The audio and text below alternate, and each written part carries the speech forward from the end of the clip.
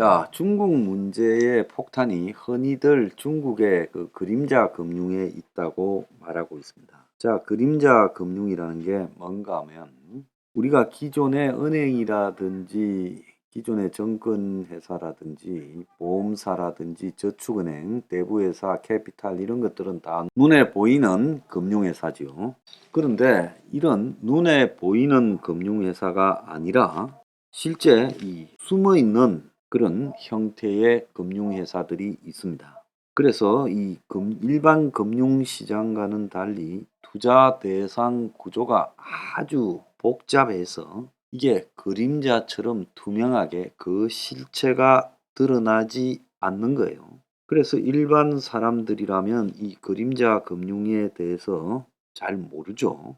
그렇지만은 이 그림자 금융이라는 것이 한마디로 은행이 아니면서 엄청난 금융 상품을 취급하는 이 위험한 요소를 담고 있는 그런 기관들입니다. 그래서 금융 감독이 허술한 제2금융권을 포함해서 이제 이 흔히 한국에서 사금융으로 신탁, 보험회사, 전당포 등을 이 그림자 금융이라고 하지만 이제 이게 엄밀하게 학술적으로는 이렇게 등록되어진 이런 금융보다도 더 위험한 그야말로 각 나라의 특수성이나 특별한 사정 하에서 제도권으로 쉽게 통계에 잡히지 않는 이런 금융기관들을 그림자 금융이라고 하고 있습니다. 자, 미국의 금융위기 때도 보면 지금 이 서브프라임 모기지 론이라고 하는 그전에는 생소했던 이런 금융 상품들이 지금 터져서 그것이 미국의 경제를 다 잡아먹어버리는 그런 일이 됐죠. 자, 그런데 사실상 미국의 그림자 금융을 취급했던 이 주택대부회사 그리고 또 그 밑에 있는 미국의 각종 정권을 다루는 이 투자은행이나 투자사 등도 보면 보험회사도 마찬가지고요. 그래서 이런 것들이 이 빌려준 집 산다고 빌려준 채권을 가지고 MBS라는 채권으로 만들었고 자 이런 MBS를 가지고 이제 차를 할부로 판 할부 판매를 또 채권으로 만들고 심지어 카드빚도 채권으로 만들어서 이런 것들을 모아 가지고 이 뒤섞어서 짬뽕으로 구조화 정권이라는 것을 만들어 팔았습니다. 그러니까 이런 정권들의 연쇄다발적 위기 발생 가능성들을 미국의 금융감독기관들이 지금 놓쳤지요. 그런데 미국도 이런 그림자 금융의 형태에 의해서 결국 부동산 시장에서의 위험한 채권의 양이 파악되지 않았고 그것들이 결국 미국의 전체의 지금 금융을 마비시켜 버리는 것이 서브프라임 모기지론 사태였습니다. 그런데 미국이 결국 주택 분야의 그림자 금융이 미국의 경제 위기를 몰아넣은 것처럼 중국의 지금 주택 부동산과 관련된 금융 위기가 현재 미국의 이 서브프라임 모기지론 사태보다도 훨씬 더 심각하다. 중국은 이 2008년 글로벌 금융위기 이후에 이 엄청난 돈을 시중에 풀었지요. 그래서 중국이 금융위기를 겪지 않았다라는 건 거짓말이고요. 중국에도 위기가 있었는데 그 위기를 극복하겠다고 엄청난 돈을 이 시중에 풀었습니다.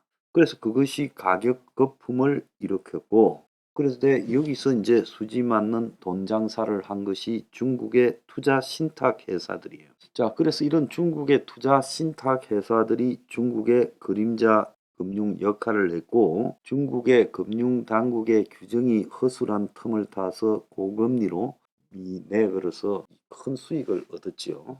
미국도 과거에 대공황을 겪고 미국이 이 금융사에 대한 엄격한 법들이 있었는데 클린턴 때 신자유주의의 분위기, 특히 자본의 신자유주의적인 그런 이 분위기에 묻어서 그런 이 법들을 다 무력화시켰죠. 그 대표적인 것이 미국의 글래스-스티글 법이었습니다.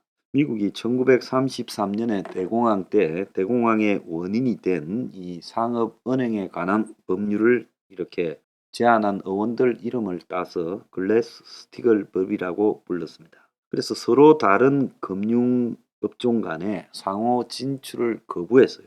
1929년에 주가 폭락, 경제 대공황을 가져오게 된 배경 하나가 상업은행이 방만해서 이에 대한 규제 장치가 없었습니다. 그래서 이걸 갖다가 은행은 은행별로 칸막이를 만들어서 자기의 고유한 업종 외에는 못하도록 했어요. 그래서 지점망의 재조정, 연방예금보험제도의 창설, 예금금리의 상한 설정, 연방준비제도의 강화, 투자은행 업무로부터 상업은행의 완전 분리 등을 했어요. 그래서 기업이 발행하는 유가증권 인수는 투자은행만 하고 IB라고 부르는 투자은행만 하고 상업은행에서는 기업의 유가증권을 취급하지 못하게 해서 기업에 문제가 생겼을 때 상업은행이 그 문제를 안지 못하도록 만들어 놨던 겁니다. 그런데 클린턴이 이런 법들을 사실상 다 무력화시키는 그런 것들을 통과시켰죠. 자, 99년에 미국의 금융산업 경쟁력 강화를 명분으로 이 클린턴이 월스트리트의 상업은행들의 로비를 받으면서 상업은행의 정권 관련 자회사 보유, 상업은행과 투자은행의 임직원 겸직을 허용하는 그램리치 블라일리 법을 제정하면서 글래스-스티글 법의 핵심 조항을 다 지금 폐지해 버렸습니다. 자, 그래서 항상 사고가 날 때는 기존의 법률들은 경험으로서 우려스러운 조항에 대한 감시, 감독, 그리고 규제 등을 가져왔는데 당시 미국을 뒤덮었던 규제 완화 분위기 속에서 그때 신자유주의가 극대화될 때고 이 클린턴이라는 사람이 거의 신자유주의자들의 앞잡이 비서됐지요.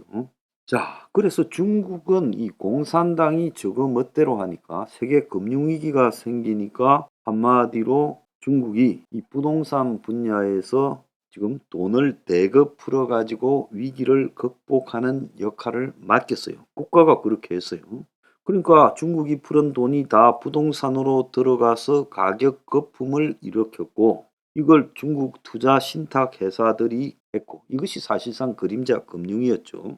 그래서 이들은 중국 금융당국의 관리 감독이 허술한 틈을 타서 고금리를 미끼로 고수익을 얻었고 그러면서 이런 중국의 그림자 금융이 은행 재테크 상품, 신탁, 민간대출, 상장사 잉여자금, 국유기업 잉여자금, 담보, 전당포, 소액대출업체 등 여러 가지로 형태로 나타나고 그 규모도 굉장히 커졌지요.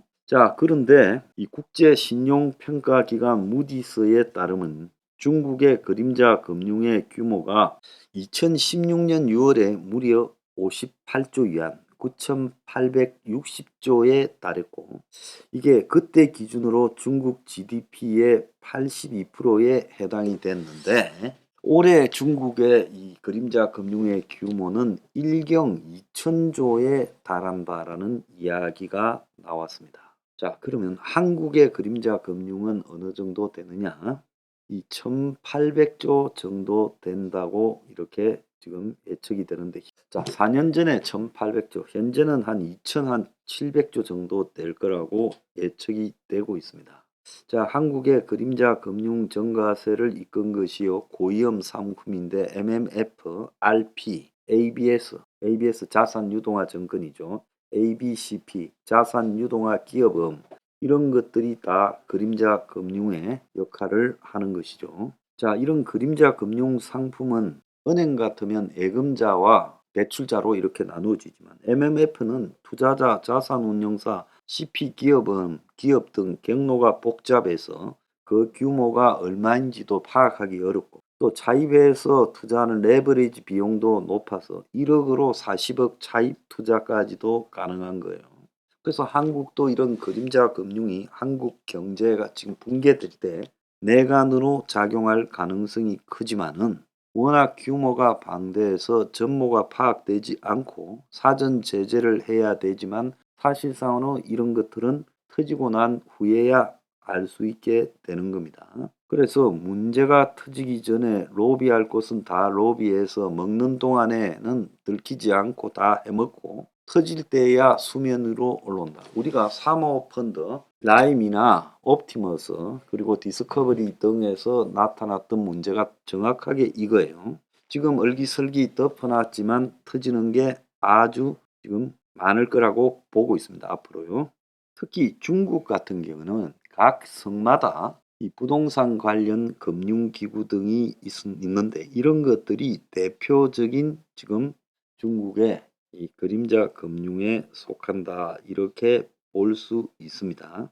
자, 중국의 부동산 시가가 한때 8경이다 했는데 이게 지금 급속도로 축소되고 있는데 그림자 금융이 1경 4천조라고 하면 이게 진짜 복잡하게 지금 얽혀서 앞으로 어디서 어떻게 터질지 중국 정부조차도 굉장히 지금 고심을 하고 있는 부분입니다.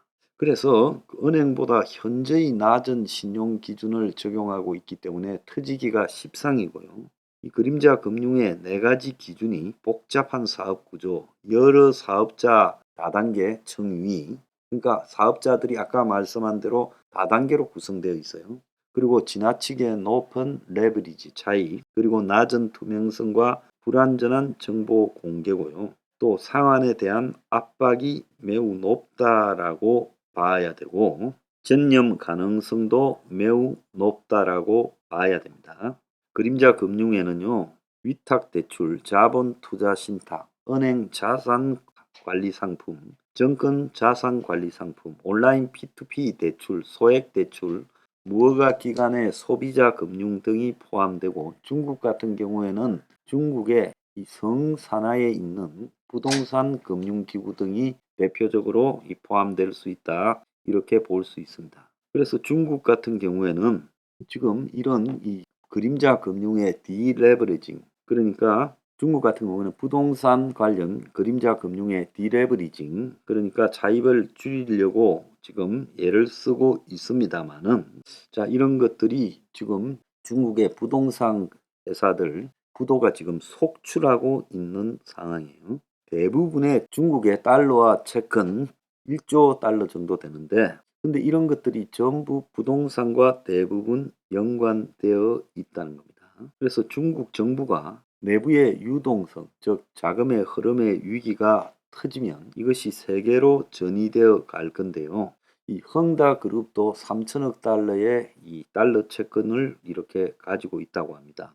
근데 중국의 그림자 금융의 80%가량의 부채가 단기 채권에 속하고 있다. 이렇게 지금 알려지고 있어요. 그래서 중국이 지금 돌려막기를 하고 있다라고 전해지고 있습니다. 그래서 중국의 그림자 금융에 해당되는 기관이 자기들이 채권을 발행해서 또 자기들이 만든 유사회사가 채권을 사주는 방식으로 자전 거래를 하고 있다. 자, 그런데 이것도 지금 한계가 오고 아마 내년쯤에는 이제 모든 것이 한계에 부딪히면서 터지기 시작할 거다.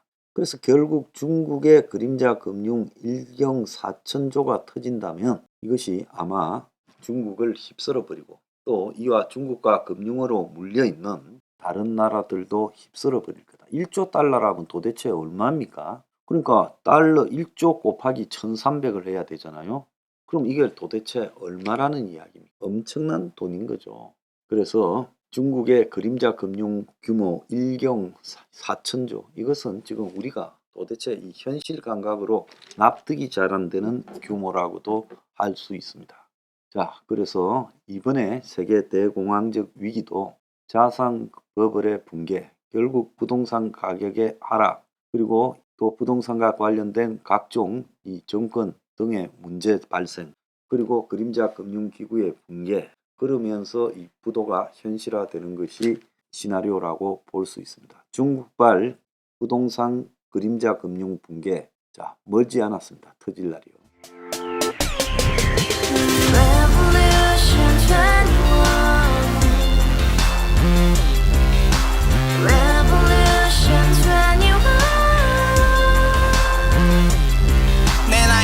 월세 30 코인빚만 300 서울에 온지 벌써 10년 아둥바둥 버텼지만 여전히 난 반지 하에 제왕 곰팡이 연문제약 내 브랜 깡통망통 완전히 폭망 구시원 창문만큼 작아진 내 꿈 연애 결혼 내 집 모든 게 헛꿈 1년 전 떠난 여친 울며 말했지 같이 살자 평생 가본 게 꼭꼭꼬라지 가발 후스 700 소유주 Revolution 21 가바후스 700 나의 소주 택시기사 우라부지 마트 캐셔 울어무니 우리 집안 다 털어봤자 후줄 그래 개선민 내 미래 거기서 팍 끝난 거지 팍더 이상 노력 따윈 괴물이 스펙 찾아서 말리 비오는 날 알바 잘려 맨날 학원 날 개쳐 발려 밤비 내리는 양화대교 홀로 걷고 있을 때 현수막에 아로 새겨진 평당 700짜리 아파트 다 같이 소리 질러 혁명 21 Revolution 21 가바후스 700 나도 소유주 Revolution 21 가바후스 700 나의 소주 You and I, we live together in the house. Brand new day, and your dream had just begun. Yeah